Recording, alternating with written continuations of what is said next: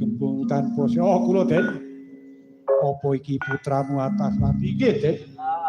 Yen ngono aku ora usah dos pundi? Ora usah ditari aku wis gelem. Ananging ndadekno sumurung yen dina iki aku lagi ngayahi kewajiban nentrawake negara Ngamarta. Mergo Dewi Sri Murta saka negara ing Ngamarta ndadekake sungkawani para pundhen ing Ngamarta. Oh, Den. Bab perkawis menika gampil. Waton anak kula panjenengan dhaup boten ora. Dewi Sri mapan wonten ing pertapan Kapuk Sawombo mriki. Manawi anak kula panjenengan garwa monggo kula aturi boyong dhateng Dewi Sri wonten ing negari Ngamarta. Yen pancen mula kaya mengkono, aja kesuwen enggal uluna Dewi Sri. Bakal tak boyong ana negara Ngamarta gembung tanpa. Sesampun panjenengan boyong Dewi Sri wonten negari Ngamarta. Kula titip anak kula, Den. Iya, atas wati ya semuruga bakal tak boyong ana negara Ngamarta. Nggih, manawi ngaten monggo. Kula aturaken Dewi Sri panjenengan boyong wonten negari Ngamarta.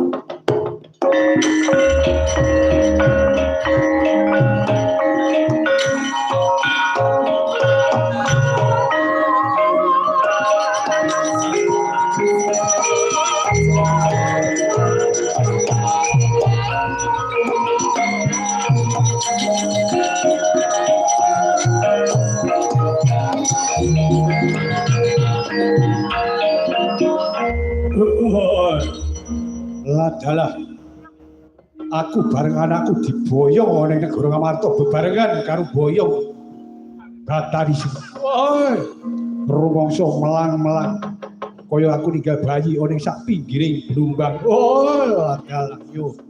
Aku ora bakal negake karo anak. Aku bakal sumusul ana negara Ngamarta.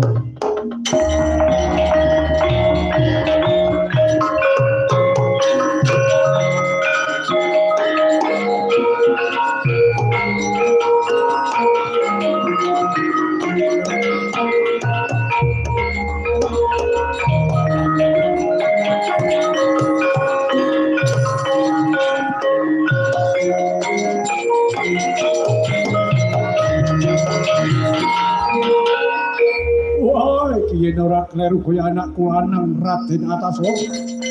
Iya, Bapak. Aku Ataswara. Wah, sore-sore tumeka ana ing pertapan Kapuk Sawombo Dewi Purnama nang.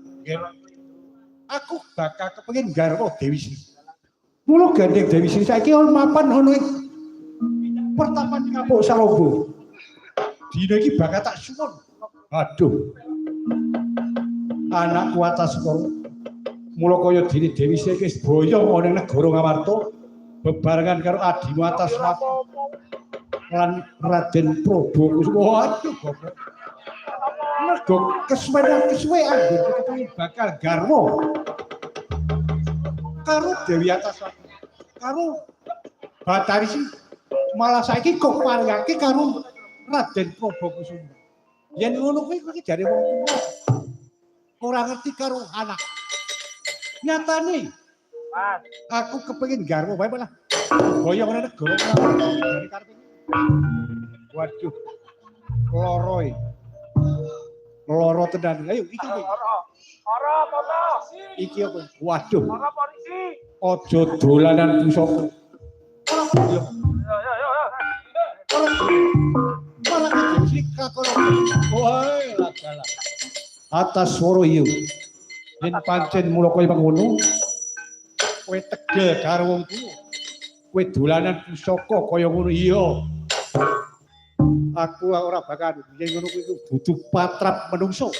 Ora watake manungsa, watak kewan kuwi. Raden Ataswara teko kaya ngono. Nah yo Baskara Titiwangsa. Raden Ataswara iki sabdane gembung tanpa sirah. Leksane kok dadi kula sak luku.